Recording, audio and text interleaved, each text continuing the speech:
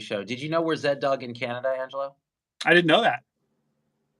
The Queen's English is a more advanced form of communication between apparent separate selves. Guys, for people who don't know, this is Dr. Angelo. I don't know which way you're going to be in the final thing here, but this is Dr. Angelo DiLullo. He has a YouTube channel called Simply Always Awake. Oh, you're here. You're here. No, Okay. you're here. Yeah. I'm I looking at couldn't the remember screen. either.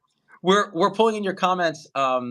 Dr. Angelo and I have done many shows about this idea of awakening, which you can search on the interwebs. You can go to zdogmd.com. You can go to Simply Always Awake on YouTube, and definitely subscribe to Angelo's channel to see some of those episodes because we go through a lot of stuff. But today we want to take your questions on this whole topic because to me, it's the most important thing in my whole life that I care about now is this idea of understanding what reality, what truth really is experientially. And Angelo is really good at pointing to this. So, what do you think, Angelo? How are things in Colorado? Oh, snowy. We got a huge dump of snow last night. We got, I think, about 8 inches of snow in about 2 hours. It was very strange. We've had really odd weather. We had the cold snap that everybody had that lasted probably 2 days here. It was very cold. Then it got warm. It was warm for 2 days. And then suddenly last night we got a huge snowstorm. And then it just completely went away. Now it's sunny again. So, yeah. And this is what you did to me because I was supposed to come with my family and hang out with you for a few days in Colorado, but we were the victims of Southwest Mageddon, where everything fell apart. We couldn't get other flights, and so now we're still here in the Bay Area. So we're like, well, let's just do a show. But this morning, both you and Violet sent these beautiful winter wonderland pictures. Remember, my kids really haven't seen snow, Mhm. and I was just like, but at the same time, I was like, this is just how it is. It's Yeah. perfect equanimity. It's like that's how it has to be. Yeah. So we're getting hey, Violet is here on the chat. In fact, hi Violet. And Sarah P's birthday is tomorrow, so we got to give a shout out to the birthday of Sarah P. And Kathy says I sound better. I feel worse, Kathy. I'm still really sick. I'm glad I didn't give it to Angelo. And Rula's here. Rula, I think, was recently on a Q&A that you had published, right? I think she was. Yeah. Hey, Yeah, in one Rula. of the Zooms. As is Chris Wilson, who also is a wonderful human being who was at one of the retreats where at your house where I was. So everybody's here. Hey, Chris. Hi, So Sarah P.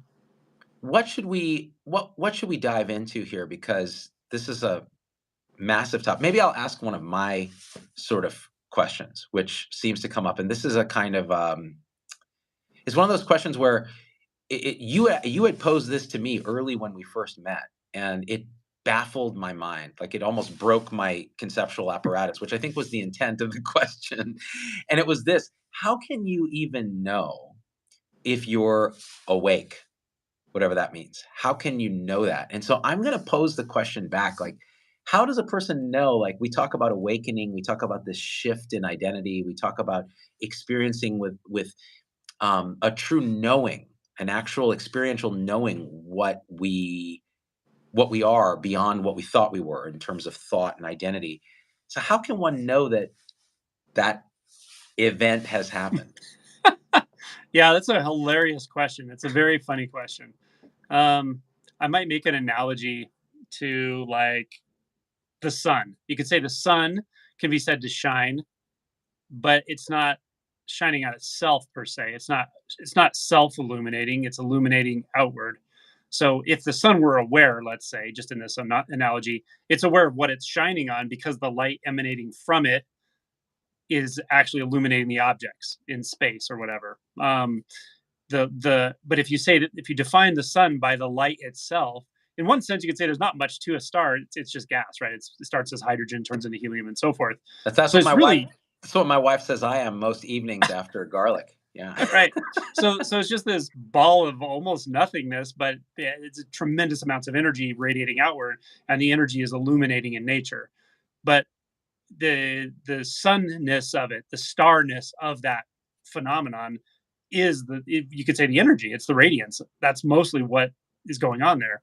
And so awakening feels like that in one sense that like it actually gets harder and harder to turn attention around and self-reflect in a way that could say I am this or I am that or I'm awake or I'm asleep or I am anything at all.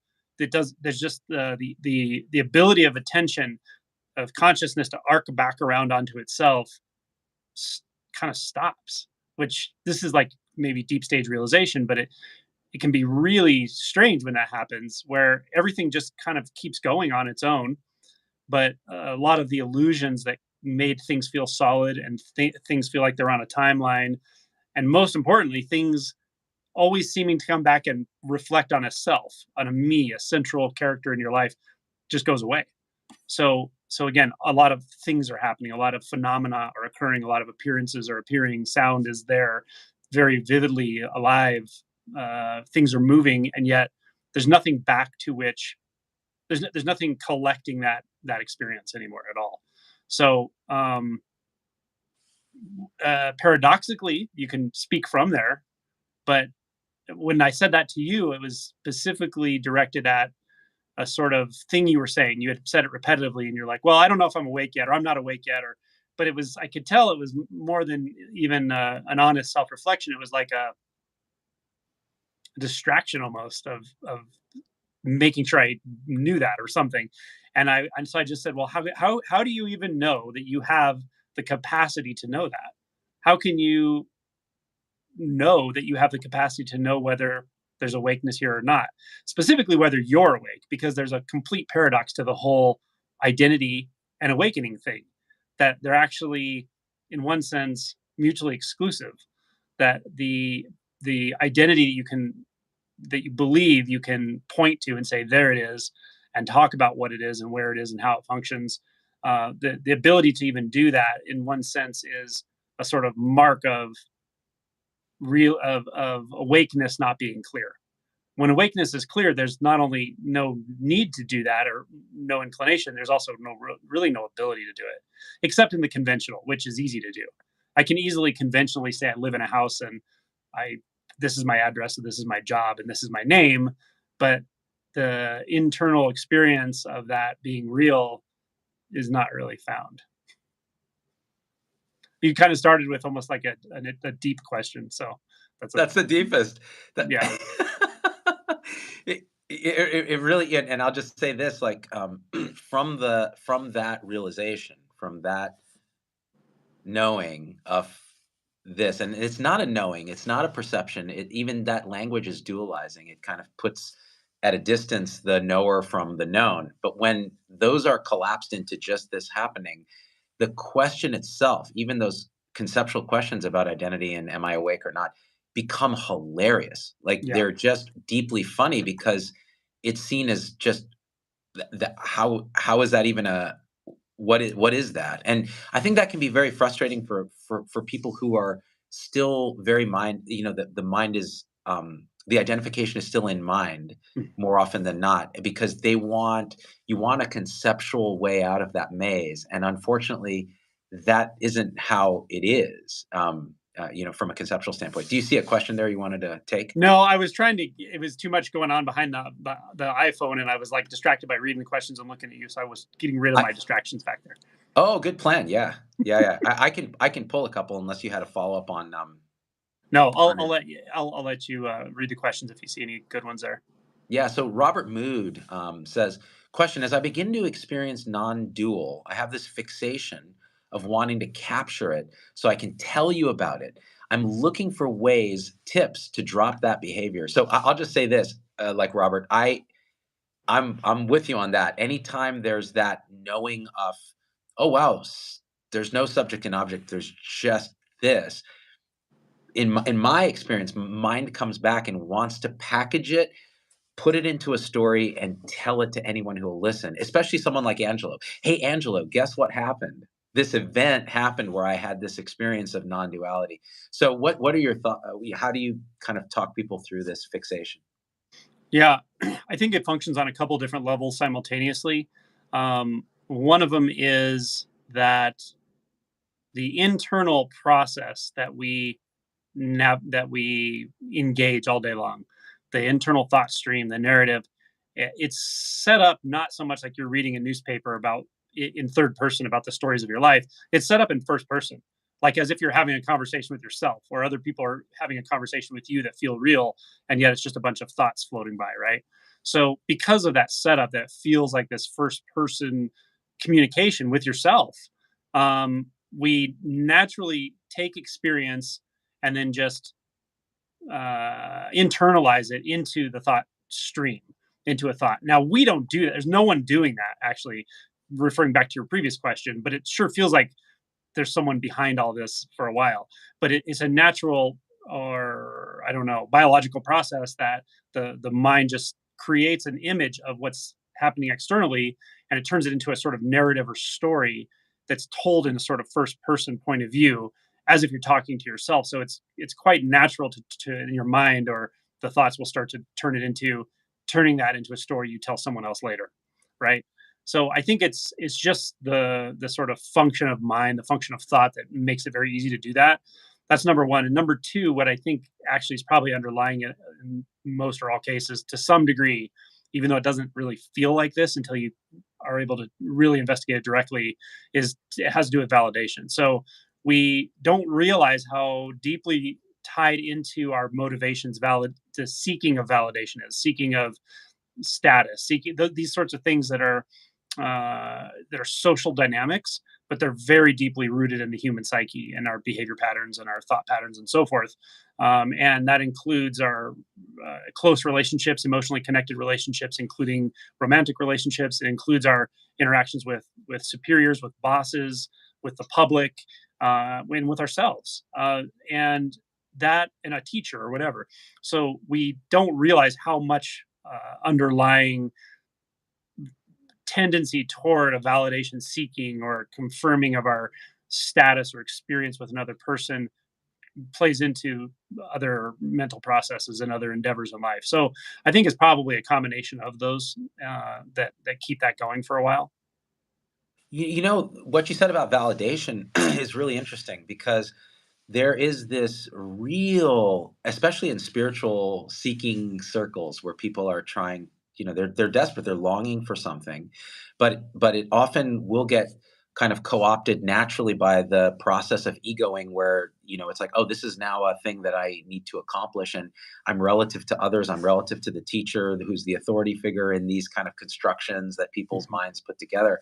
And so that seeking of validation, like, am I doing this right? Yeah, because I had this experience, which may have been a very like a real experiential knowing of reality, but the first thoughts that come in your own voice are that, hey, okay, now how will I share this with the teacher or the co-learner or the spouse or the whoever who can then validate my experience, which again is thought, thought, thought, thought, thought. If it's not, Mhm. if you don't identify with it, it can be seen as that. But I mean, that's the trick, is that that identification happens so quickly and slipperily that sometimes we don't even know. And then it's like, oh, I just packaged it into a story and I forgot that I had returned. The concept of I had reified itself again. Yeah, yeah, exactly. You just turned slippery into an adverb. That was pretty cool. Slipperly. Hey, I used to watch a lot of Schoolhouse Rock, man. Lolly, lolly, lolly, get your adverbs here. Yeah, Um, I it's good love stuff. Schoolhouse Rock. Me too. It's like, why don't they bring that back? I think they did for a while, but it's never the same Yeah, because it the has. little bill with clinical depression on the steps of the legislature.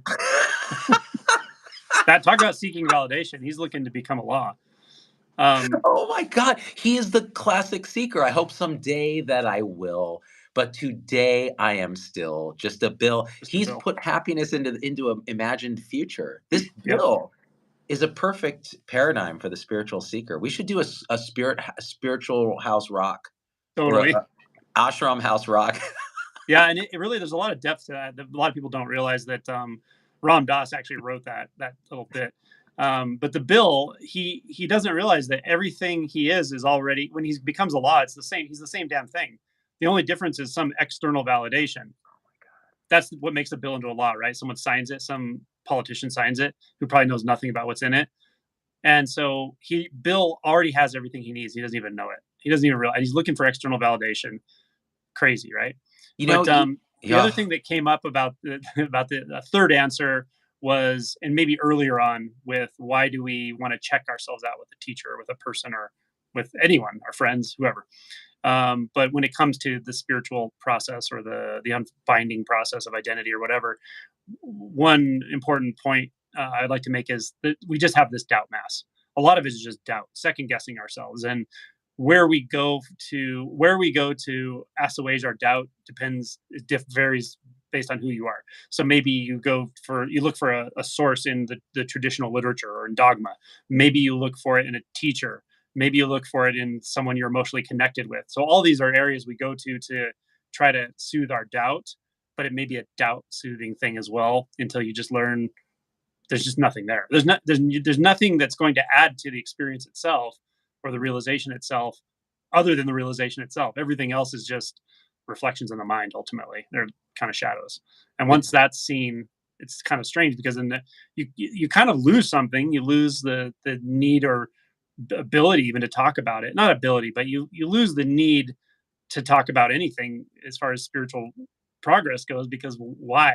You see that all of it really amounts to one of those things. It's either trying to get over your doubt or trying to get some, maybe sympathy, or trying to get validation from someone, but you realize that realization is self-validating by nature. That's kind of the mark of it.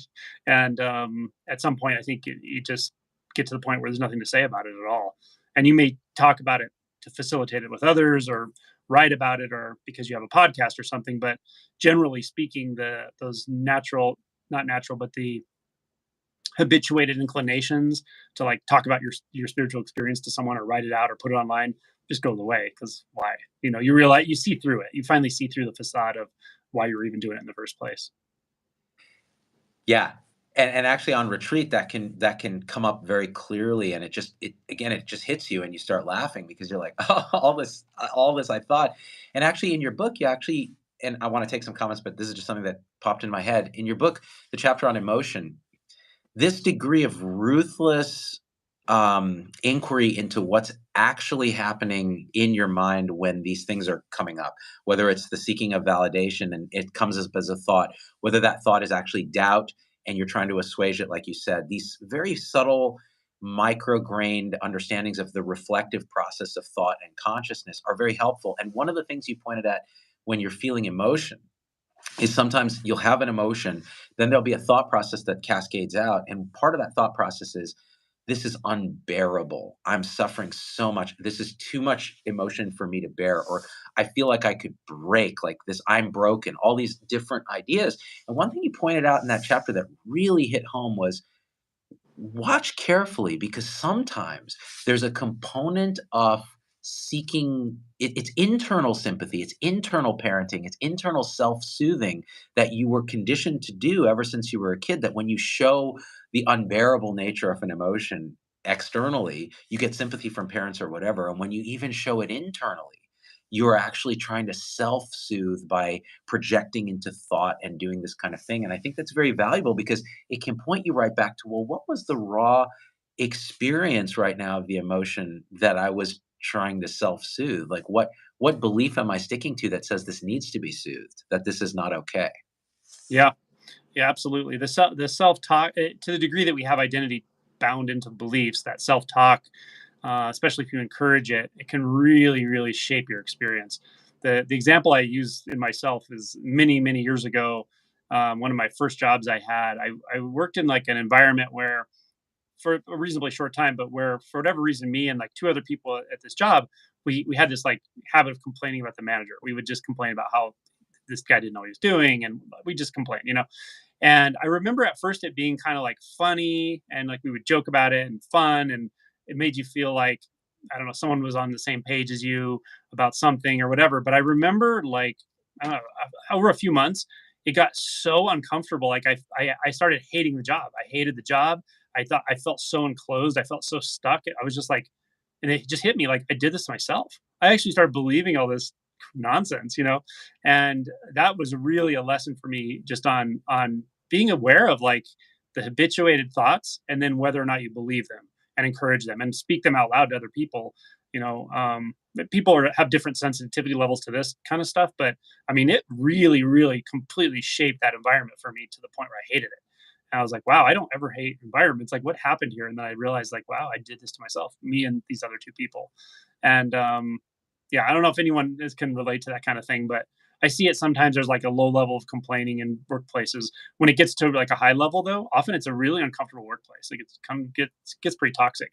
course, that can happen in any environment around people. So that's just one example of like, do you really believe your interpretations of what's going on? And if you do, really be careful of what you're buying into.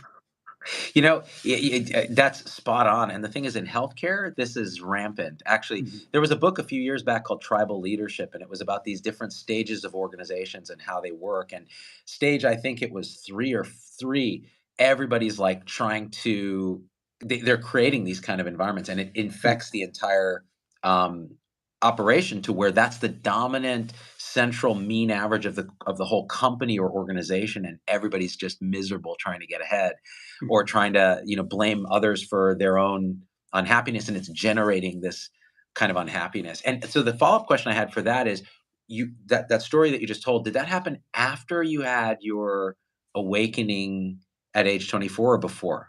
It was before for sure. Yeah. Interesting. Mhm. Interesting, but you still were kind of aware enough to say, oh, I'm doing this to myself. Yeah, I didn't notice it at first. I maybe somewhere inside I kind of thought, just spending that much time complaining is probably not productive. I kind of knew that, but I didn't realize how much it actually shaped the way the world looked to me. Like that everything looked different later, and somehow able to reflect back and be like, well, I remember the manager that I'm complaining about now before, and he never seemed like such a bad guy, and all of a sudden, like it's really obvious that he's this terrible manager and the whole place is going to shit, and all the things you believe. But I felt it. It wasn't just up in my mind. It felt like very real to me, and I was like, oh wow, we can really shape our reality by believing, especially, I don't know, I guess disempowering types of beliefs or victim story type beliefs. Not to um deplatform anyone who's been victimized, and you should always deal with the traumas and all that stuff, but at the same time become aware and cognizant of how any story you tell, especially yourself, is actually affecting your livelihood and your way you feel and your body and your emotions and all of it. Yeah. It's It's not necessarily like a law of attraction thing. It's more just an awareness thing. Be aware of the habituated thoughts, and especially if you feel like you're encouraging them or buying into them without questioning them. But yeah, beliefs about this is destroying me, this is gutting me, I can't handle this emotional experience. Like, really? Are you sure? Like, how do you know you can't? What if? And what I find is once people start unhooking those beliefs, first of all, they find out they're not true. Second of all, they actually start feeling more directly. They start feeling a more pure emotion instead of an emotion like anxiety, where you're just avoiding, and holding back from your experience. And then you start feeling things more directly. Then you realize it's not a problem at all. It actually is just a texture of living, and you can enjoy the normal human spectrum of emotion. and that's what it is. It becomes enjoyable. Like even these purportedly difficult emotions, or memory comes up, triggers into emotion, and then a cascade of thought, when it's actually experienced purely as, oh, this is just what's happening, and you don't make that distance, because that making of distance is almost like just a rapid reflection of thought, is how it feels to me. And actually, Mhm. Violet said something interesting in the comments. She said, because we were earlier talking about how do you know you're awake, right? And she said, well, I wonder if it's like easier to kind of detect when you're mind identified or asleep than it is to know if you're awake. I don't know, she said. And I think Mhm. that's actually very astute, because once you kind of get that signature, the signature of suffering or the signature of mind identification becomes so apparent. It's like the loudest thing in the room. And all it takes is a quick turnaround to see that it's happening. And attention Mhm. just drops into that. And you go, oh, oh. And it becomes even more compelling after awakening, where you just go, oh gosh, yeah, look what's happening. Totally. Yeah. So yeah, it's interesting. Yeah, Um, so if I'm around somebody who feels like, essentially, how to say it, empty of self, empty of separate self structure, it's not what's there, it's what's not there that's the most obvious thing to me. It just feels like spaciousness in one sense, but not vacuousness or anything like that. It's not a nihilistic experience. It's just non-fixation. And non-fixation may sound like completely uninteresting or not in someone's experience, but once you start to see your own fixations and you work through them and you feel how sticky they are and you feel how distorting of experience and reality they are, and and then you feel what it's like to go through the process of feeling a fixation completely dissolve, especially something big like the fixation that there is a self and another.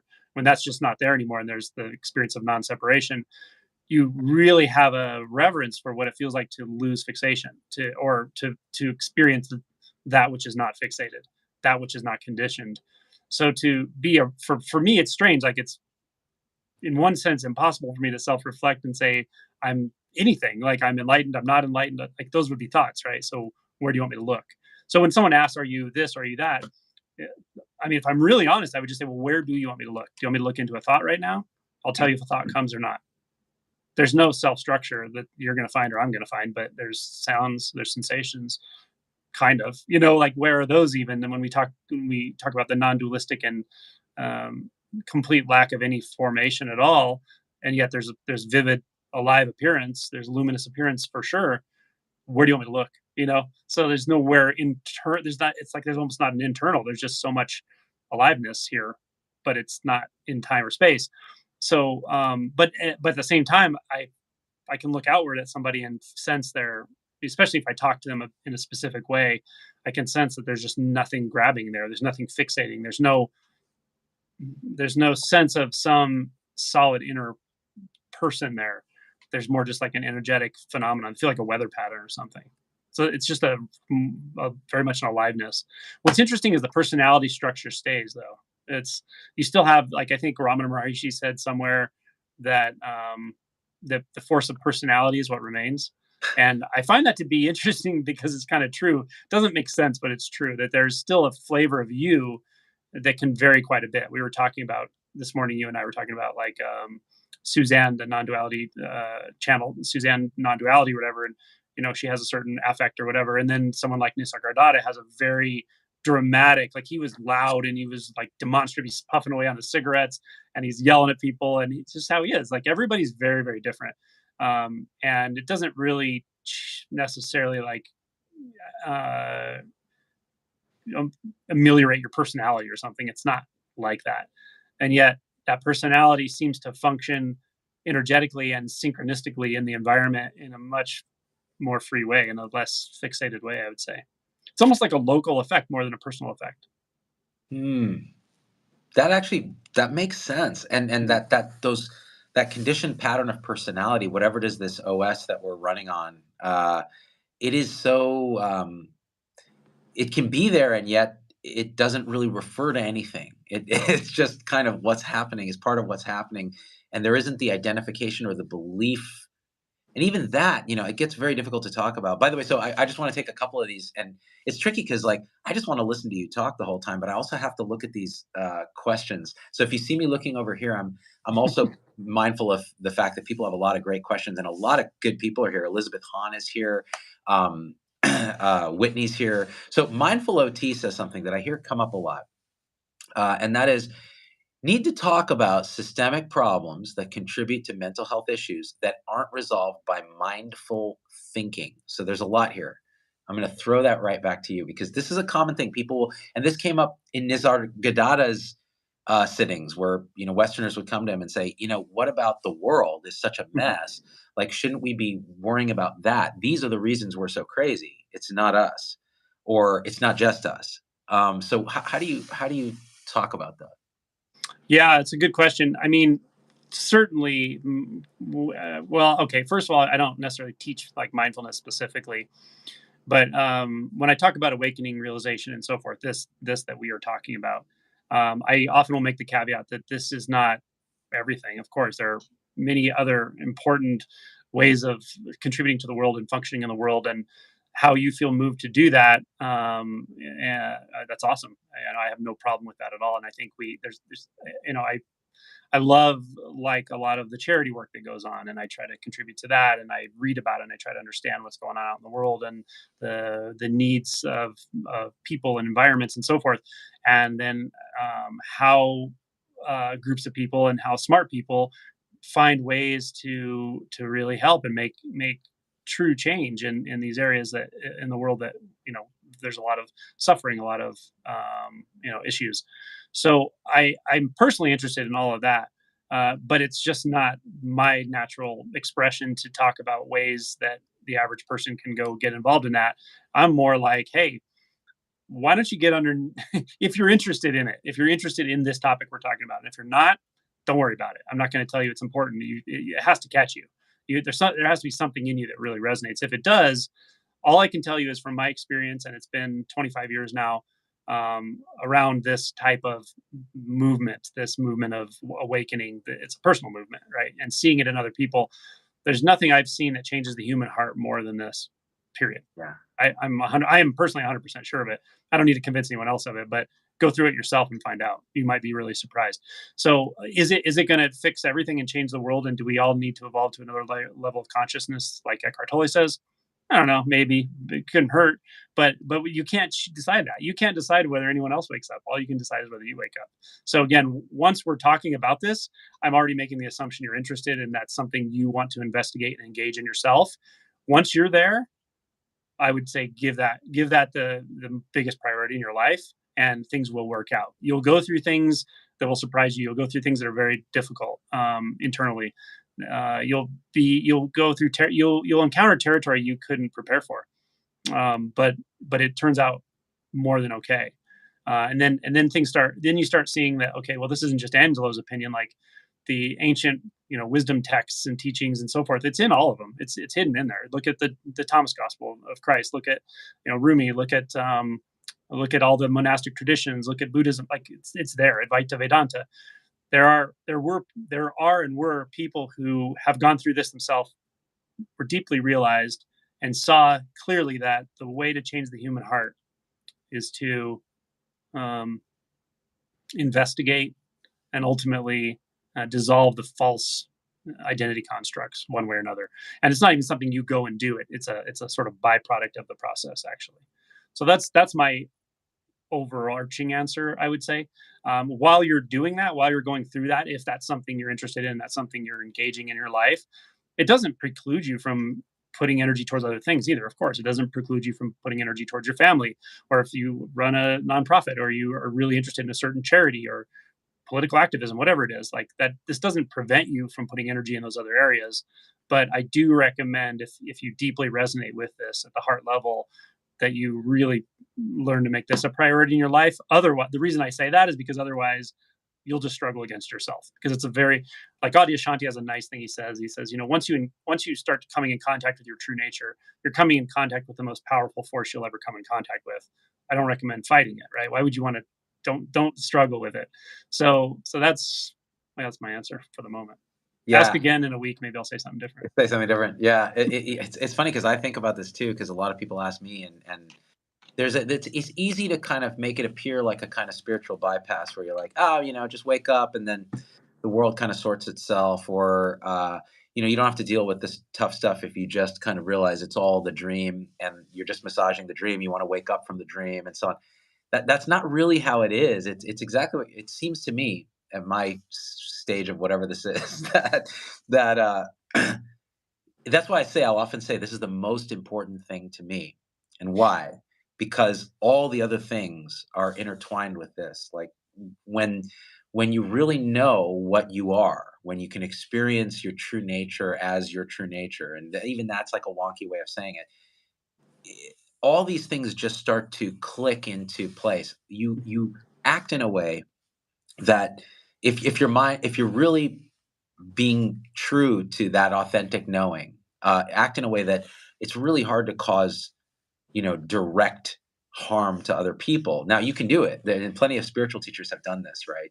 But again, what is that? That's like, is that a piece of ego coming back and co-opting the process and telling stories and believing things and having that kind of identity? Sure, that can happen.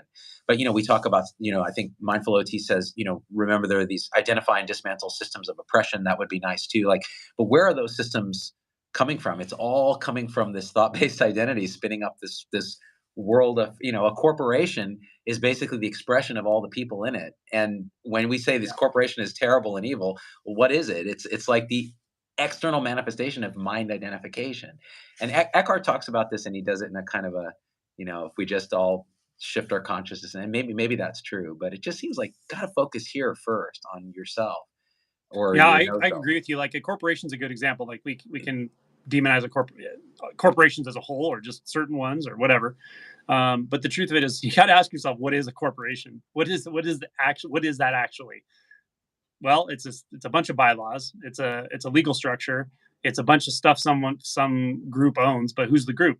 The group is a bunch of shareholders, the people that work there, right? So who's really guilty there? I mean, the shareholders benefit from the activities of the corporation. Like, it's a huge, complex world, full of huge, complex microcosms that are full of people, and it's a collection of egos. Like, that's really how I see it.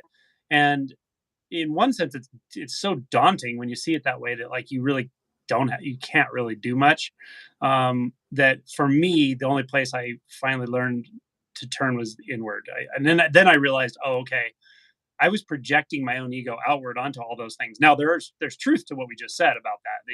It's not like there's no external world where there's no corporations or anything, but the way we see it, the way we process it, the way we engage with it is really seen through the filter of our own egos. And so yeah, and to go back to what you said, this is definitely not about bypassing. I'm not saying meditate and just ignore everything and pretend it's not real, it's all a dream. I don't really talk like that. What I am saying is to even begin to have the capacity to see holistically enough and really have an effect to see how things are actually functioning in a way that gets your own ego out of the way takes a significant amount of a realization, I think, honestly. Because if you think about how many influential people in the past have had good intentions and done a lot of harm, like truly had good intentions and just did a lot of harm. Well, most of the people who did a lot of harm did that. So you can see how co-opting is so easy to do. And so again, this is just my experience. I've had a lot of experience with it, but it's my experience that if you really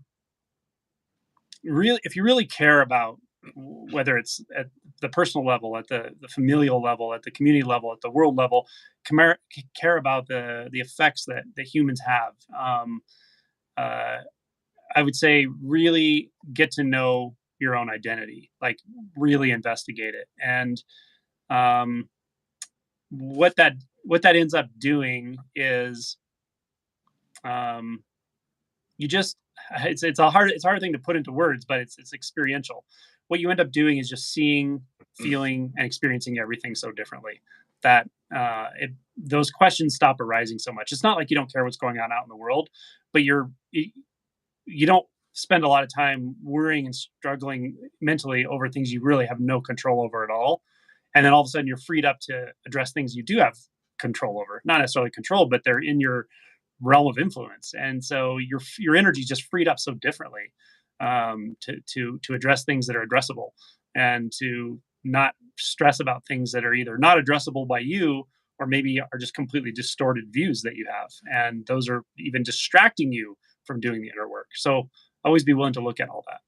And I think I think all of that ties right back into what you were talking about in your job, where that manager and everybody was complaining. I mean, is that really different than what you're pointing at here? When we say this structure is oppressive, this is happening, that's happening, that all may be true, Mhm. but it doesn't. Again, it's not in our in our immediate circle of influence, whatever that is, to Mhm. do something. But what is this, and then that perceptual loop and feedback that's generating this. It's suffering, is what it is. That's what it Mhm. feels like to me when it happens to me. Like now I can recognize it. It's like, oh God, I'm so mad at such and such for doing so and so, and I ought to have had this happen, or it should have been this way. And why is it so unfair that this is happening? And the truth is, very quickly you see, oh, look at that. It's my own egoic process of wanting to control this outcome and having these ideas of how it should go, how it must go to this separate me. And when you see that, it just kind of there's an instant of relaxation from the awareness of what was actually happening. And it actually happened when I pull open the app because I'm ready to check in to come see you, and Southwest is saying, and the app just says canceled, and immediately a shot of like adrenaline, like those mother and I'm like, "Wait, hold on," and then I'm thinking, "Oh, the thoughts are racing. This is so unfair. Like, this is we have all these plans. Like, we're gonna do all these things. It's gonna be great." And now, and immediately became clear. I was like, "There you go. Now look what's happening." And then you realize too, even intellectually, there's a Yeah. limit to what you can do here. Mhm. And so then off it goes. But again, I don't think that's our natural conditioned state without actually going down at least some of this path of introspection and seeing how our mind is actually behaving. Yeah, yeah, yeah. It may be in some areas of life, and then in other areas of life, it won't be at all. Like, triggers happen, not always perfectly consistently. So there may be things that in one situation you don't feel triggered by at all, and then in a different setting, different person or set of circumstances that maybe feel really, really triggering to you, or may really put you in your head and so forth. So yeah, it does take some tracking down of these belief structures, these identity structures, repressed emotions, etc., to get under most of this stuff. Takes quite a bit, actually, to be Yeah. honest. Seems Yeah. like an ongoing process. So Mhm. here's a question from Radley9, and this is to us, which is, I think, an interesting question because it hits at the kind of YouTube sensibilities too. So, how have you both dealt with the constant reaffirmations of notoriety and the most pervasive influence of external affirmations? Has that become an obstacle? And I think what they're pointing at is like, the whole, like you're getting very well known now, your channel is growing, your, retreats just are instantly full and people buy the book and they're really moved by it and people are waking up. And so that's a lot of affirmation for what you care about, which is, well, Mhm. people are waking up. That's great. Um, and so how does that affect your sort of whole, I mean, do you see it? Is it a issue? How does it unfold for you? Yeah, it's a great question. So, to have no awareness of the fact that the human being is a validation seeker would be a problem in this setting, or could definitely be a problem in this setting. People struggle with fame, right? Historically, singers and they just self destruct sometimes and so forth when there's like that much sort of you can almost call it like false validation coming in your direction. And I'm sure Zubin can actually talk more about this because it was like an evolution for him. When I started doing this, it was already not an issue for me because so the reason I almost don't want to answer the question so bluntly is because it might sound bad, but the truth of it is I don't really care at all. I don't care. I I can mean, vouch. I like when people, I like when people go, I get positive comments constantly. Occasionally I'll get someone that says F you a hole with like 1,000 exclamation points on my email directly to me. I just got one the other day and I'm just like, what in the hell could I have said to make that person that mad? But it doesn't really matter. The funny thing is though, I read the comments and I don't, it's not that I don't appreciate them. I do appreciate people going out of their way to say, hey, appreciate the work you're doing. I know it's a lot of work. All that acknowledgment's great. But it's mostly great for them that I like that people feel that they can express positively because if they can do it for me, they'll do it with their families. They'll do it with other people they come in contact with. I think it's great, but there's nowhere for it to land at all. It's really strange. Like I just don't care. It does. I could stop doing this completely tomorrow, not get any of that like that feedback, public feedback, and I don't think it would make any difference at all for me, to be honest. And it's not that I don't look either. I do look like I'm always aware of these things because I've worked through so much of it for so many years. And the validation stuff and the deep emotion stuff, fear of abandonment, fear of humiliation, all those things are things you're going to have to work through. You're going to go through them. And public performance is actually a really good way to do it, especially if you do it in a vulnerable way, and like I told Zubin almost when I met him, I can tell he went through a lot of that already. He went through it and he's, reasonably vulnerable online and you speak very, very like directly about everything that's going on for you to the people listening to you and so forth. It was great. It says that you worked through a lot of that or most of it or all of it, who knows? But yeah, it can definitely be a challenge for somebody who, um, still has a big area of themselves, I think, in their personality structure or their emotion body that craves attention, especially attention. Someone who really craves attention it can become really weird with spirituality. I'm sure you've seen it. There are contemporary teachers out there that have almost like kind of cult follow, like literally cult dynamics going on around them. So that's what you get when you have somebody who has really deep seated and completely unconscious huge need for attention and validation and a fear of abandonment, something like that. And B, completely unwilling to acknowledge it. And C, building an identity that says I don't have that at all. That's a combination for complete disaster. And I kind of laugh, but it's also just really sad for that person and the people around them. But so I'm laughing because I know these people. I mean, we yeah, know them throughout all different professions, and yeah, not just in YouTube. Yeah, yeah. yeah, and so And man, so the other like more practical aspects are One is I do love that people. Oh God, I should not say this online. I say I love that people reach out to me because it's gotten to the point where I can't answer everybody anymore, and that's challenging, and I feel bad about it. I don't actually feel bad, but I'm aware of it, and I want that challenge to I want to take on that challenge so I can get people to resources and other teachers and things like that. But I do like that people feel like they have an outlet. They can talk about these most deeply held things that have been going on their entire life and had no one to not talk to about it. Or in a sense, we're building a community, and it's not just me; it's like other teachers and so forth. So there's venues and communities for people to actually engage this process, talk about the fact that it's the most important thing for them. I absolutely love that aspect of it. Yeah, the challenging side is like I just get so much correspondence that I've learned to scale it up. It's kind of interesting. I've learned like found some other teachers I really trust that I can send people to work one on one with, but I tend to fill them up sometimes. And doing more group stuff, doing online group thing. I'm just finding more ways to do this and reach more people that are coming for more like direct interactions, but there's challenges to scale it up that way too. And for me, I would never put a teacher in a position or send people to a teacher that I don't think is actually ready, like realization wise ready, not just they have enough knowledge or something. That's fine for almost everything, but for this, it creates a situation that gets really sticky really quick. So I think it's overall a very positive thing. There's not a personal attachment to it that I can tell, but it's enjoyable. I can't say it's not enjoyable, to see nice comments and all that, but it goes away as soon as it's noticed. Yeah. That's my experience. I want to hear Zubin's because I'm sure it's evolved over all these years. Yeah. I mean, excuse me, because I'm dying of snot Mageddon. Um, for me, pre all of this, the whole ZDogg MD thing was a cry for help. I was not happy in the hospital. I saw where kind of medicine was going. I felt like I was victimized by it. Felt like I was put into a situation where I wasn't able to be me. And it was really this kind of victim mentality too, but also a authentic part of myself was like being this, like teaching and making jokes and using these kind of tools to try to spread what little knowledge that I thought I had.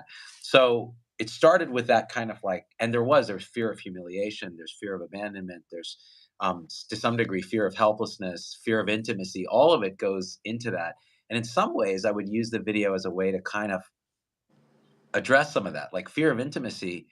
You can feel pretty intimate with people that aren't in the room, but that you kind of know are there with you.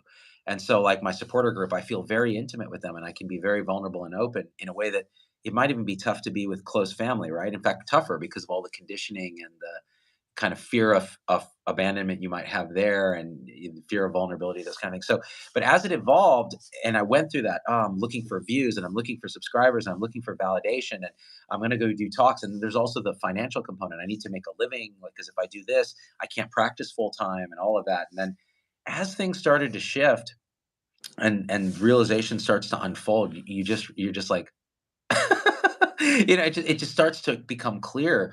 You see the fixations and you actually can feel it. If a comment comes that's something that would have triggered you, you feel the triggering. You go, look at that. I'm totally triggered by this comment. I almost did the knee jerk thing of writing back this way that I would have won the fight, but it would have made me so unhappy and it would have generated all this negativity and it was all based on a lie. It was all based on this belief structure. So that starts to relax. And it got to the point where even Twitter it was so clear that it would trigger me every time and I would catch it most of the time, but when I didn't, I would tweet something that would then lead to a shit show because of the amount of influence we had. And so at that point I just deleted Twitter. I was like, do I really need this? Is this something? And then I realized, oh, even that act of deleting Twitter is a kind of a concession to a belief that somehow Twitter controls me. Mhm. So it just becomes this constant give and take of inquiry into what's happening, falling a little unconscious, seeing that happen, snapping out of that, or having someone point to it and going, hey, look what you're doing there. And oh, I didn't even see that. Thank you. And having some degree of increasing epistemic humility where you're like, I just don't know anything. Mm. Like there's nothing that we really can know. So except for our immediate experience. So let's really start to touch into that. So it's kind of evolved for me in that way. But audience capture, like feeling like you don't want to say the wrong thing, like this kind of video we're doing now, no way. No way I would have done this 5 years ago. Because it would have been like it would have been suicide in my Mhm. mind for Yeah. my brand, my channel, my like, and you can see like, that even some comments will be like, oh, I thought you were an evidence based. It's like, well, dude, those things are yes and in Mhm. this. But back then I would have been like, oh, I don't want people to think I'm, some kind of woo woo, spiritual guy. All that's gone. Yeah. Or going. Yeah. Yeah. Yeah, So the evidence-based thing's interesting. Like, if you think about what empiricism is, like, the whole point of empiricism is you don't come to a conclusion unless you directly experience it, right? Isn't that the point? Isn't that the whole point? So when we start believing all these thoughts about, oh, I know who I am, but what is the headless way? Like, well, you might say you know who you are, but you're looking out of your eyes right now. Do you actually see anything that's called me or myself? Do you see time? Do you see space? Right? So, like, if you actually start with not first principles but first experiences, let's say, and you want to be radically empirical, that should be the scientific method, right? that's it. And the fact that you look in a mirror and you see something there, Yeah. and then a series of beliefs start to accrue in Hmm. consciousness saying that something is me Yeah. reflected. But then when you actually look at your experience, you see the something there, you see this image, and then you look back and experience at what's experiencing that. And it's radical. It's like Hmm. radical what you experience here. It's nothing like that that reflection. It's this just infinite empty. I mean, how do you describe it? It's Hmm. just this.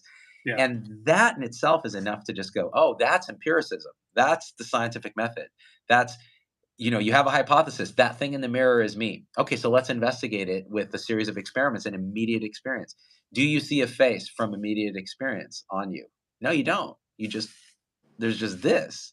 Hmm. Um, now, so not to derail this conversation, but I do want to get some of these questions. Yeah, for sure. Um, uh, so Pamela Hyde says, as a physician, do you find it a constant challenge to be aware of false self presence? It's not if it's not necessary to act in ego when entering into patient care with crisis management. So I'm not fully. I think I'm kind of grokking her question. Like, how does this kind of idea of putting on these kind of false I don't know. How do you interpret that question, Sure. Angela? Yeah. I mean, I can answer it pretty directly. I don't know if it gets to what she's asking, but it addresses it from my perspective, and that is, I would make an analogy. So, many years ago, maybe you learned that Santa Claus isn't real, right? I hope there's no kids What? Son of a really? Oh watching. my So you may god. have learned something. Well, okay, let's say Easter Bunny, or it's Tooth Fairy. So you learned the Tooth Fairy is not real. Like right now, as you walk through your life for a day, do you have to constantly remind yourself that the Tooth Fairy is not real? You don't even think about it. That's how it is for me. That's how it is for me. It's like what's right in front of your face is just the only thing there is. But it does, but even in front of your face is not quite right because it's non-dualistic. So there's not a sense of self over here and something over there. There's just appearancing. That's really what's happening. And out of that, sounds come and words and interactions and movements and decision making and all of that just appears out of that. That's really how it is. So yeah, there's nothing to have to remind myself. There's no myself to remind, but it's not like I have to remind myself about anything at all ever. I don't even think that way. Um, That's yeah, I mean that sounds about correct. I I mean don't know if that that's helpful, but that's how it is. That's how it is. Yeah. and that means that any interaction with anything is just what as it is and it's Hmm. happening spontaneously and perfectly in Hmm. that way. And Yeah. that's a kind of a deep equanimity, right? And you've pointed to this statement by Bankai, right, the Zen master, like everything is perfectly managed in the unborn, which when that's known to be how excuse me, I'm dying, how it is, like even that was perfect. When that's known that this true nature is radiating all of can't talk about it experience perfectly orchestrated, total exertion of the universe just for this very moment, and it's absolutely perfect without anyone to for it to be perfect for. Hmm. That's the key. It's just this. I mean, again, for me, I just start laughing, but it's a kind of a joyous, like the joke has been on this self that spun up Yeah. because it's not real in that way. Yeah. It's like perfection beyond scales. There's nothing qualifying that perfection. It's like spontaneously perfecting, or you could say maha, which just means greatness beyond measure, or Uh, um, mm. luminous nature. It's it's profoundly enjoyable because it's all right here. It's all right here. Like there's no outside to anything. There's no other place or other experience. There's no other possible experience. There's no other possible interpretation, and thus there's actually no interpretation. The interpretation is too much distance. So it's the best. I like come back to words like intimate. It's just intimate. There's intimacy, flow, simplicity. Yeah, it becomes simple. It's so simple in that because there's nothing to complexify it. Hmm. There's nothing to push and pull on it. It's just as this is, Hmm. and even that is almost saying too much. What kind of physician was that asked the question? Oh, I don't know, and I'm not even sure it was a physician. It could have been a Oh, patient. okay, Yeah. gotcha. Yeah. um, so, Anop says, Zubin, you're opening up about that journey of admitting the moral injury you rejected. Help me find my own voice in medicine and stand my ground. Invite superiors to lead change for good, not fear them. So that's a beauty. I mean, again, I take no responsibility for any of this. But what's interesting there is what happened is there's an awareness of something internal that happens, and then the spontaneous action that somehow seems to change the circumstances, either your perception of them or the actual circumstances, to where there's a positive change in your sense state of suffering. And Hmm. I think that points right at what Angela was pointing at earlier in terms of that inner work. Um, Now let's see here. Christina says we all have universal experiences that are unseen. You could cut the tension with a knife, for example. We all feel energy that we can't see all the time. It's crazy to me that people deny this. How do you think about that energetic aspect of reality? Totally true. Yeah, 100% true. Go on retreat, and if you don't believe us, you don't have to, but you'll feel the energetics of it because that's all you have. Mhm.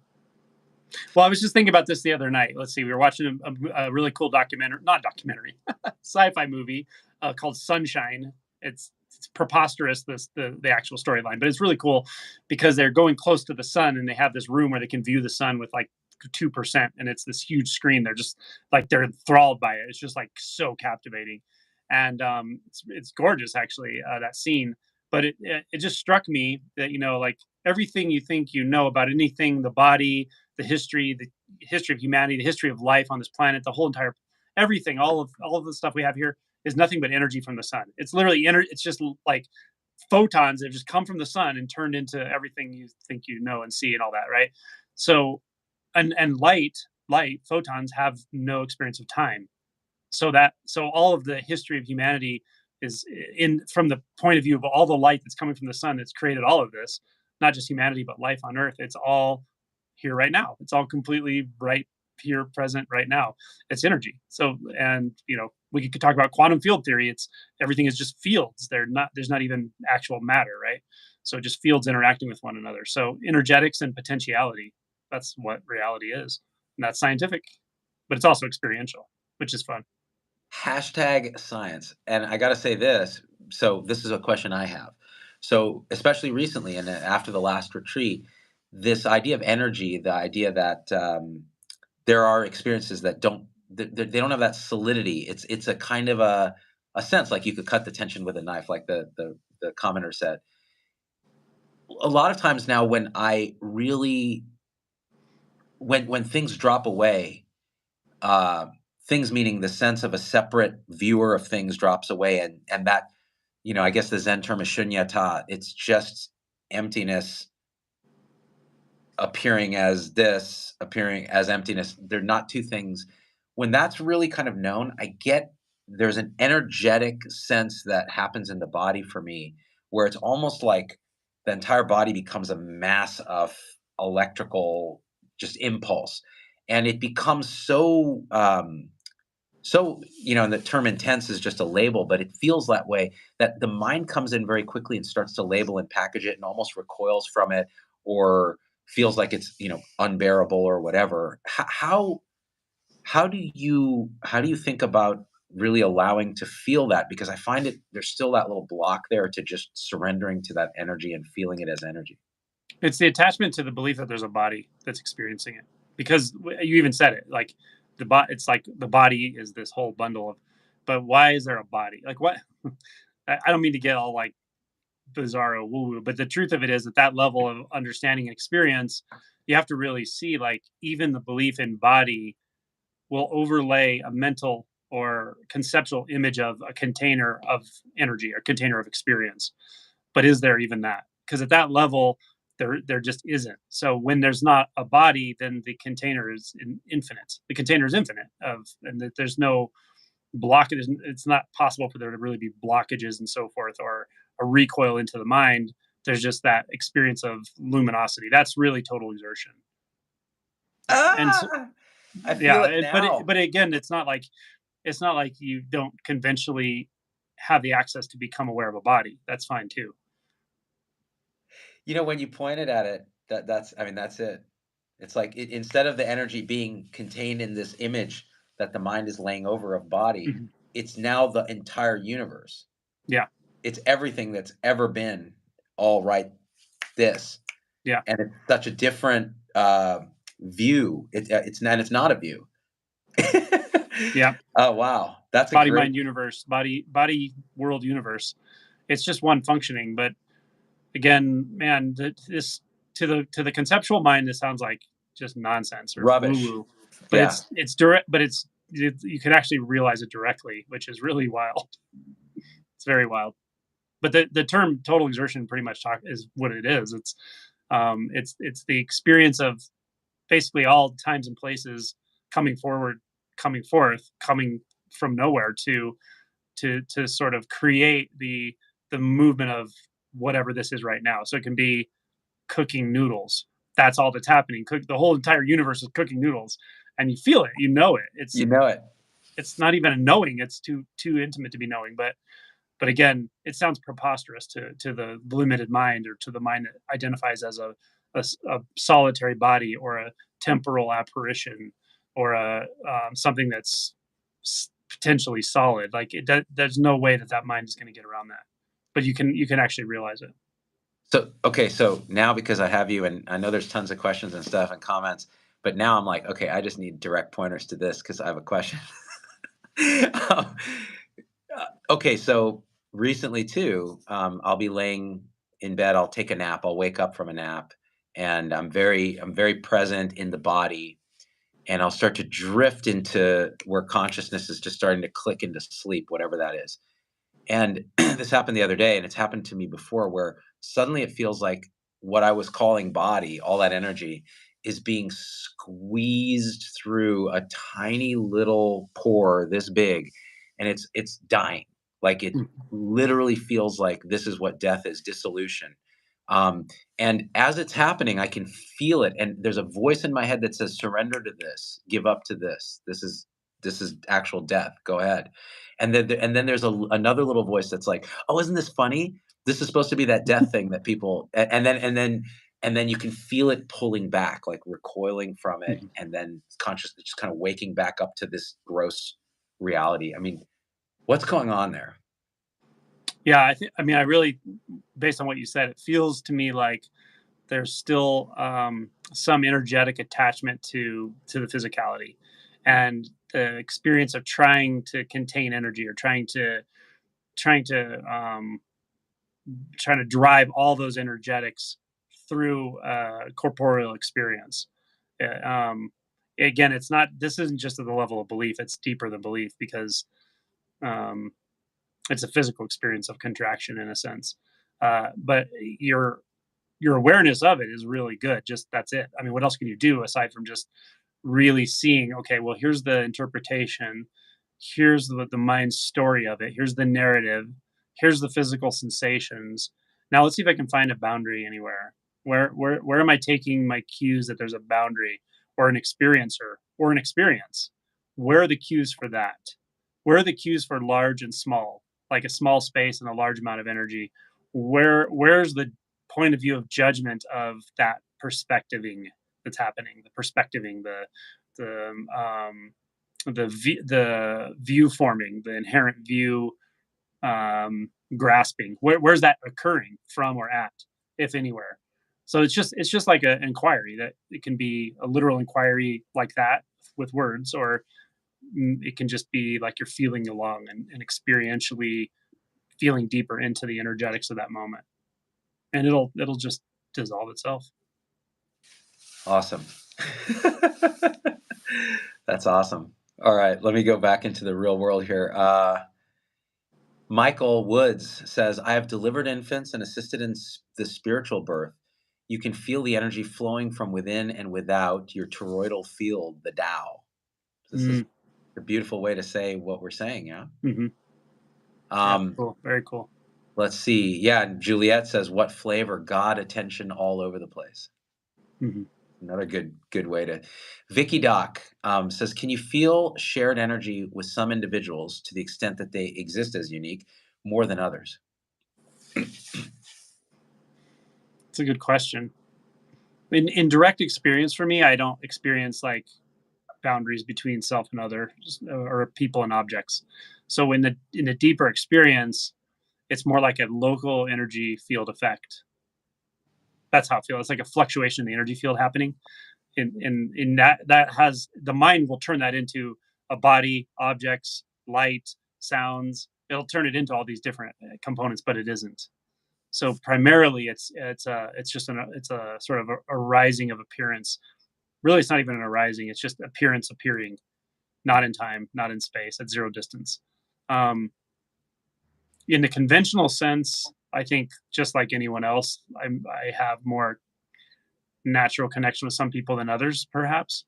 But I do find that I can really connect with someone at some level. I can connect with anyone. So it's I think it's been a while, but I used to really like if I bump into someone I felt was just a challenging person to connect with or something like that. Like I would really just learn to just feel at all the level, like an intellectual level, emotional level, energetic level. Somewhere there's going to be an interface there, a connection place. And I think I've gotten used to that to the point where it kind of happens mostly automatically in the relative sense. Um, it's pretty fluid, I think now. That's really interesting. Really interesting. So Dr. Evan Fox says, I think we were conditioned to believe death is bad. So how much of this little bit of fear that comes up, not a little bit, it feels like a lot of fear, Mhm. is conditioning, and how much of it is even deeper than this life's conditioning? Is it a more primal kind of thing? Yeah, well, it's interesting. I guess in one sense, it depends what you mean by fear. But usually, when we're in this setting, we're talking about psychological fear, and there's a massive amount of psychological fear around death. I actually believe a lot of it's societal, in the sense that more indigenous cultures have a lot less fear of death, actually, because they're close. They're just closer to nature, and they see it. And they also tend to perceive time cyclically instead of linearly, and so it's just a lot less anxiety about death and so forth. Um, so that I actually think a lot of it is enculturated, and there doesn't mean the human doesn't have naturally just have fears of some kind, but they're probably more like the fear of helplessness, a physical fear of helplessness, and it's almost like more of a response to and conditions at a fundamental level without ego structures. So, for instance, animals feel the same way. Like animals will naturally not like being stuck. They don't like to be stuck in a trap or in a small place. They will try to get out really quickly because it's dangerous, right? And that's just an adaptive response, I think. But where it turns into what we call like psychological fear, anxiety, rumination, and all ego and all of it has to do with the complexity of our mind, our reflective consciousness, where we start to perceive ourselves as living as a separate self in an internal world. In there, we're absolutely terrified of all of it, but we build layers of identity to avoid the fact that we're even scared of it in the first place. And so, yeah, I think that it's definitely something that probably depends on culture, depends on your own psychological makeup, but it's rooted in mind identification, the fear of death specifically. That's what I think. That's really beautifully put. It's multi-layered like that. That made me think of something actually because you mentioned animals. One interesting thing, and I think you may have incepted me on this, but then it became clear. People who are, you know, have been working on this or whatever it is, they're highly realized. Maybe they've been in a Zen monastery for 20 years and they just have a high degree of realization. The way they move through the world is distinctive. Like you can pick up the signature of it. It's a kind of a fluidity and a naturalness. It's like nature is kind of moving itself. And it reminds me a lot of how my cat moves. So the Mhm. cat just moves. It does its thing. And that doesn't mean it doesn't get frightened. It doesn't mean it doesn't get angry. It feels emotion clearly. And I think it has a perceptual apparatus where it has preferences. Those things are there. Personality, like you pointed out earlier, but it moves in a present and spontaneous way always. Mhm. And that's how people I've seen who are very like you move like this. Violet moves like this. It's very natural and spontaneous. Is that something that am I imagining that? Like what is that? Yeah, I think I was kind of referring to that earlier when I said I can tell when somebody has not a lot of fixation. And it's very interesting because I can simultaneously see that what you're saying is true, but I can also see the way like our minds would put that together, like you know what to do or you know how to move. I don't think it's like that at all. I think that you could say a human is a dynamic process that's based on billions of conditions in the energy field, and every human and every object and every apparent separation is as well, space and all of it.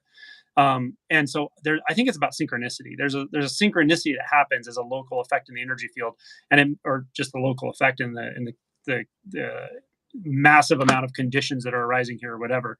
And it may look like a person acting a certain way, but it's just natural. It just has a naturalness to it. It has again, to me, it feels non-fixated in the way the human mind fixates.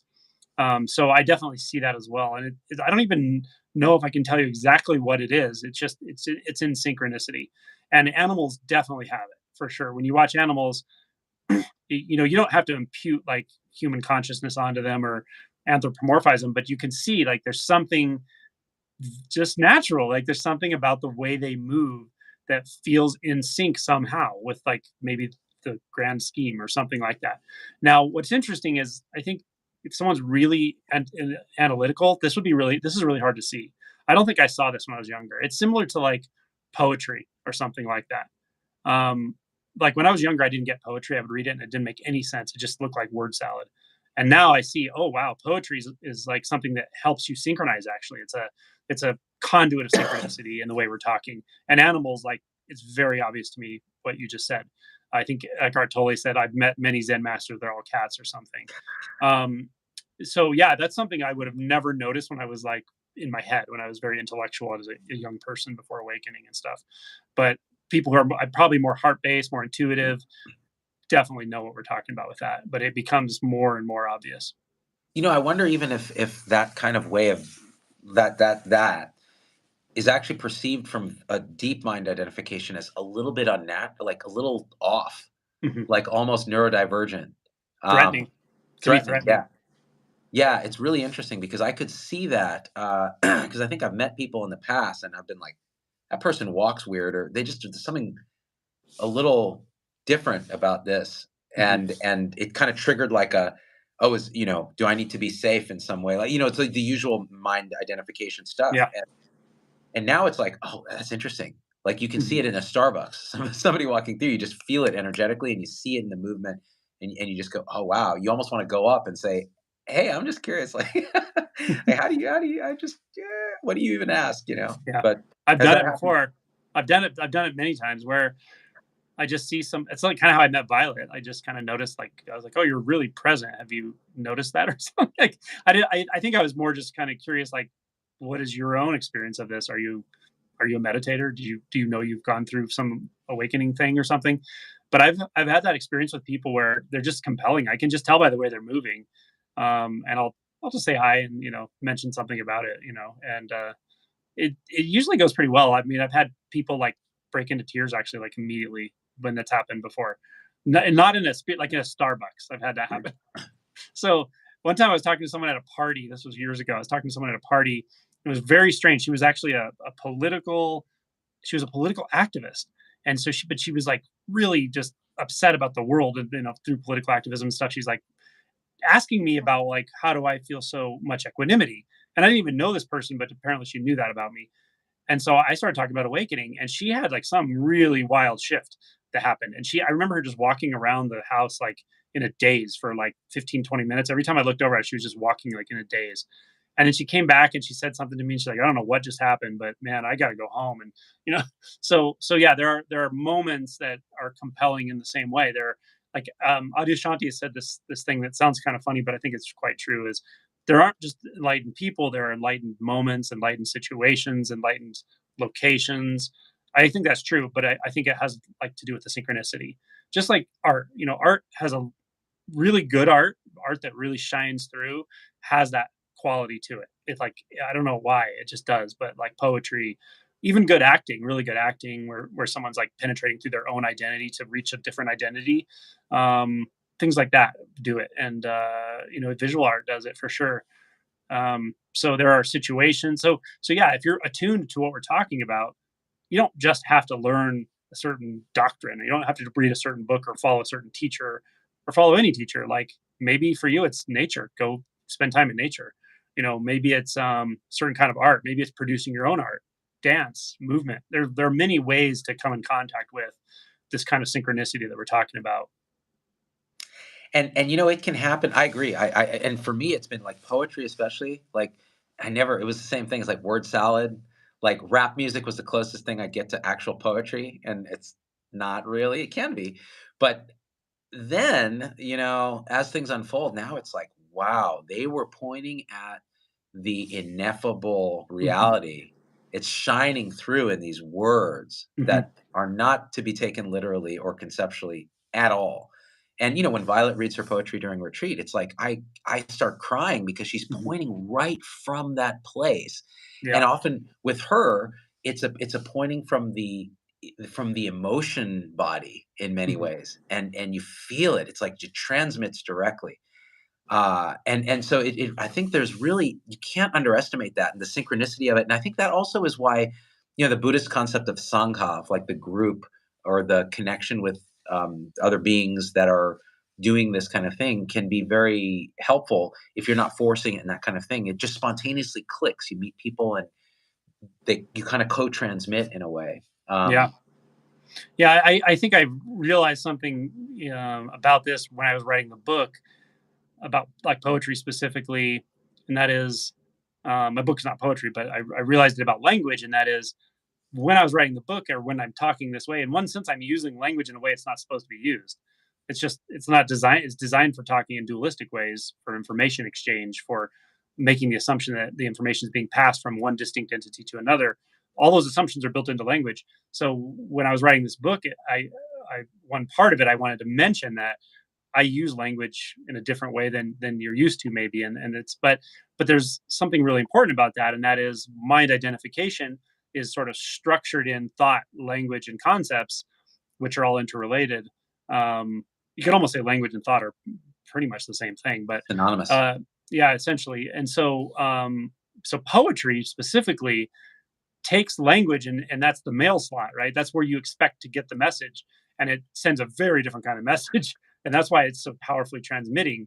So whether or not you're open to poetry probably doesn't have to do with anything whether you're artistic or not. It's just, are you ready to get that message yet? Like, are you ready to be open to that message that just hits in a completely different place? And you may or may not be, but who knows?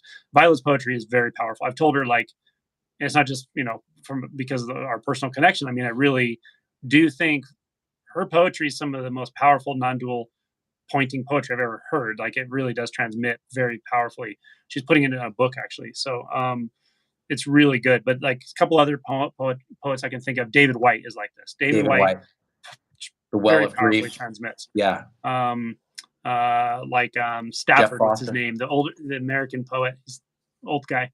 I can't remember his first name. Whitman? Stafford. No. Well, Whitman for sure. Yeah, absolutely. Walt Whitman, but the other guy's name Stafford. I can't remember his first name. There's a few others, but yeah, it's powerful stuff. Mhm. So, Pam, and by the way, let me know if you have to go because we've been going for an hour and 29 minutes or something. I have another about 10 or so. You got about 10 minutes? Okay. So, so Pamela Hyde says, question, clarification. As an OB-GYN, me, and needing to be in head to assess crisis and intervention need, or OBG, I imagine that's OB-GYN, and intervention need, can headspace and energy spirit space, parentheses, the emotion body, coexist? Oh, for sure. Yeah. Yeah, and not only can they coexist, they can function synergistically, and they can be experienced at the same time. So one thing that this is very, I'm just putting it in a very simplistic way, but one thing that the sort of identity structure does, the identity process that we talk about, in a sense, deconstructing or seeing through. But one thing that it does, the separate identity, the identity that feels separate from everything and all that. One thing it does is it separates everything out into categories. It's like it's either this or it's this or it's this, and it even makes it seem like your attention can only be in one place at one time. Like it can only be on this or this or this. But it turns out it's not so much like that. The intellect can function very easily and fluidly without the self-reflective, discriminating sense of I'm the one that's utilizing my intellect. So there can just be intellect. There can also just be emotion. But when there's not the one that seems like it's directing it, reflecting back to itself all the time, then they can actually be there at the same time, which is really funny. So emotion, I can't. In one sense, I can't even pick them apart. I can't really. Energetics, emotion, and thought, and sensations, and sounds. It's all really of the same quality. It's like one taste. One take. So that's how it functions for me, even in a clinical setting. It works just fine. It's almost like the most important aspect of your capacity is expressed naturally when it's appropriate. So when it's time to think through a differential diagnosis, like the idea is there. It's not even an idea. It's just the knowing that okay, I'm going to look into this, then I'm going to look into that. If it's not that, it's maybe this, and this. Rule out the most important things, then make a plan. Like that's just there.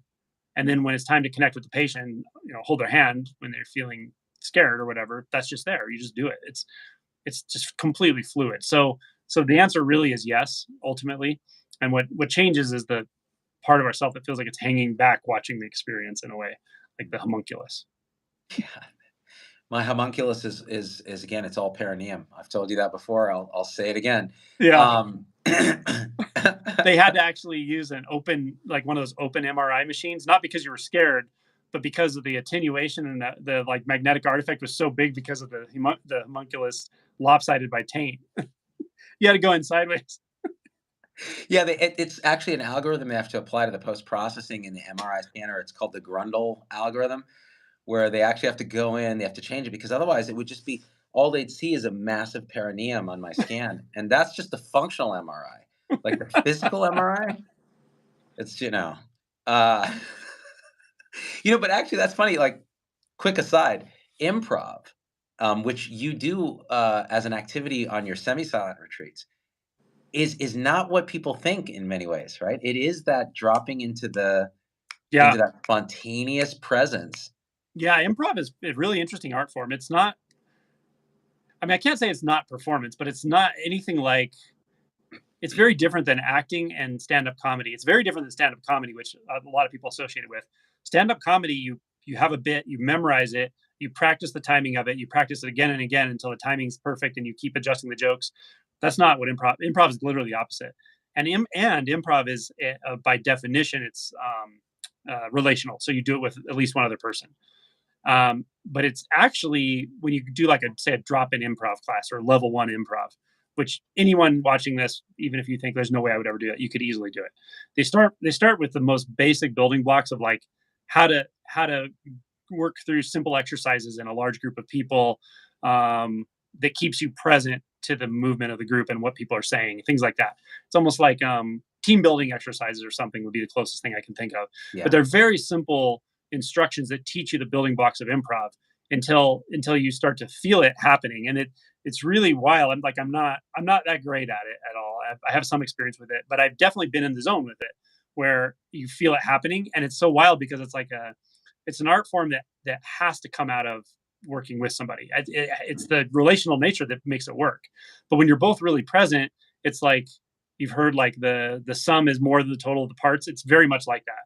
Like whatever comes out of that is so bizarre and funny. The audience is laughing, but you're so focused you don't even know what you're saying. You're just responding to the other person, and they're going back with you. And it's a very present experience. And so I find it really helpful, but I do find some people have so much performance anxiety that they're really adverse to even trying it. But once they try it, almost everyone does just fine with it. Yeah, and I got to say, because it came to mind too, because there's a show called Murderville on Hmm. Netflix, and it's Will Arnett. He plays a like a detective, and the premise is this: it's actually almost like a comedy improv show. So what he does, he takes a celebrity each week who becomes his like assistant detective, and they solve a case, but the celebrity has to improv the whole thing. So Hmm. and they have to solve the case. And so they Wow. go through all these different scenes. It's really, really interesting. So the first one was Conan O'Brien, and he's just a natural because he's Hmm. been doing it for so many years. But then I went to the last one, which was Ken Jeong, who's a physician.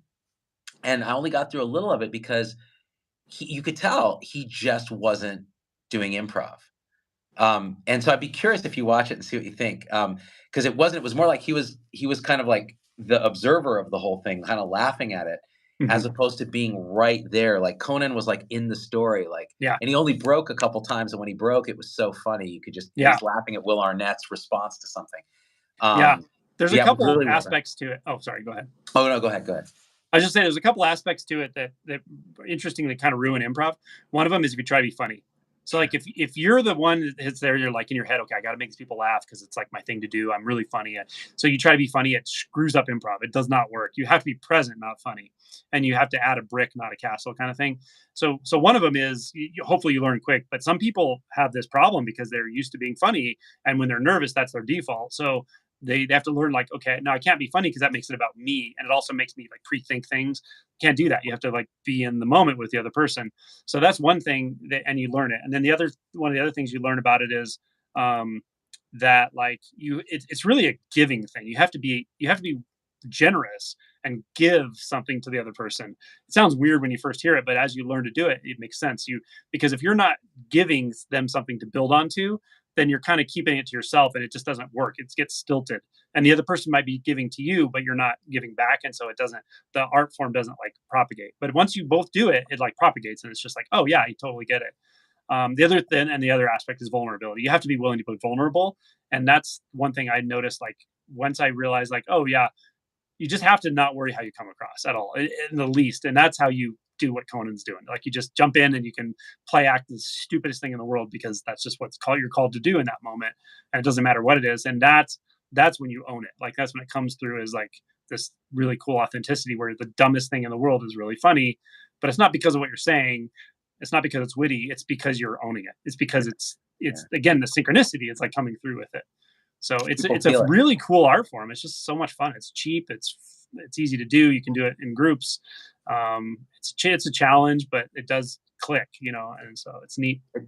It's funny because I knew nothing about this actually. Like I knew nothing about improv until I went to your first retreat and you did it. And honestly, it was exactly that. I was really bad, especially initially because I was trying to control this thing and be the funny thing. And the minute you relax that and it's spontaneous, again, you kind of disappear in a way. It just Mhm. is the process happening. It's very much pointing at everything we've been pointing at throughout this whole talk.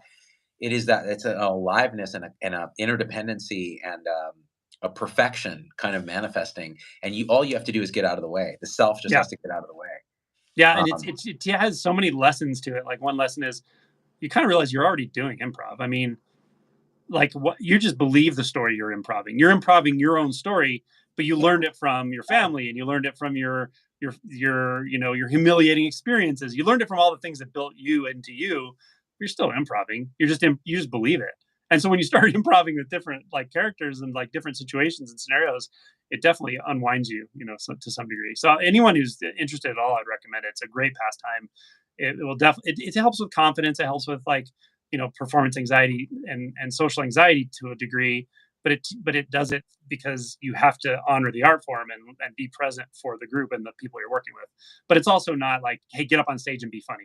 That's not what you do when you do improv. So don't be daunted by that idea. yeah, yeah, I love it. I love it. Um, all right, I know you got to go, so we should probably.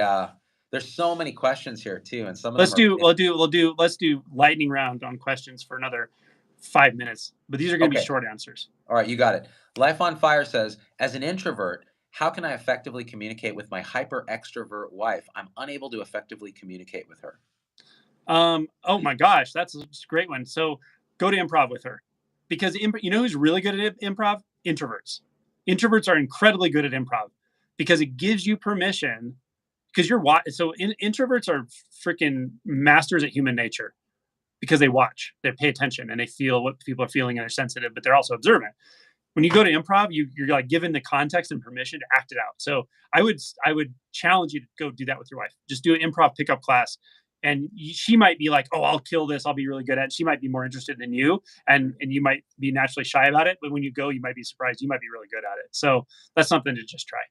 That's a great recommendation. Okay, Christina says, "You've both said you don't have to change anything in your life when you awaken." I'm not sure we necessarily said that. But yet, I've seen and experienced the opposite. Friends, partners, career, all hugely shifted. Thoughts?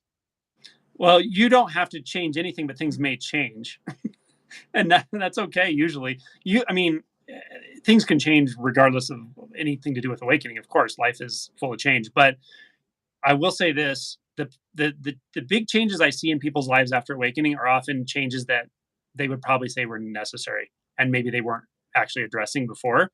But for the actual awakening process to unfold, and for like can show the actual shift in identity that's undeniable, that typically will happen if you really orient to it and kind of do the things.